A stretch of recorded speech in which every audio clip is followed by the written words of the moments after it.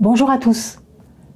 Lorsque vous tombez sous emprise d'un ou d'une perverse narcissique, c'est que cette personne a détecté chez vous une fragilité qu'elle va pouvoir exploiter pour nourrir son ego éternellement en besoin de reconnaissance. Or, la fragilité en question peut être conjoncturelle, c'est-à-dire qu'elle correspond à une épreuve que vous venez de traverser et qui vous a rendu vulnérable momentanément. Malheureusement, le plus souvent, cette fragilité est plutôt structurelle et correspond à un traumatisme que vous avez vécu dans votre enfance et qui vous a laissé des traces. Dans ce cas, votre partenaire ou votre ami toxique va vous faire revivre ce traumatisme et va vous faire rejouer ce que vous n'avez pas réussi à intégrer de votre histoire.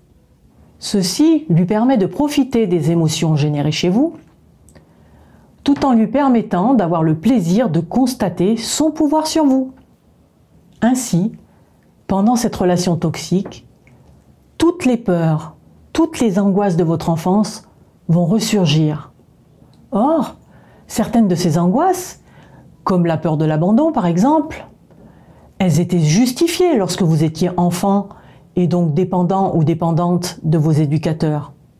Mais ce n'est plus d'actualité maintenant que vous êtes adulte, car vous avez toutes les capacités pour survivre seul désormais. C'est pour tout ce que je viens de vous expliquer que l'on peut parler de régression chez la victime d'un ou d'une perverse narcissique. Il faut donc faire un travail sur vous pour réaliser que ces peurs qui datent de votre enfance n'ont plus lieu d'être. Ce sont simplement des traces du traumatisme que vous avez vécu. Et vous êtes tout à fait à même, aujourd'hui, de les surmonter.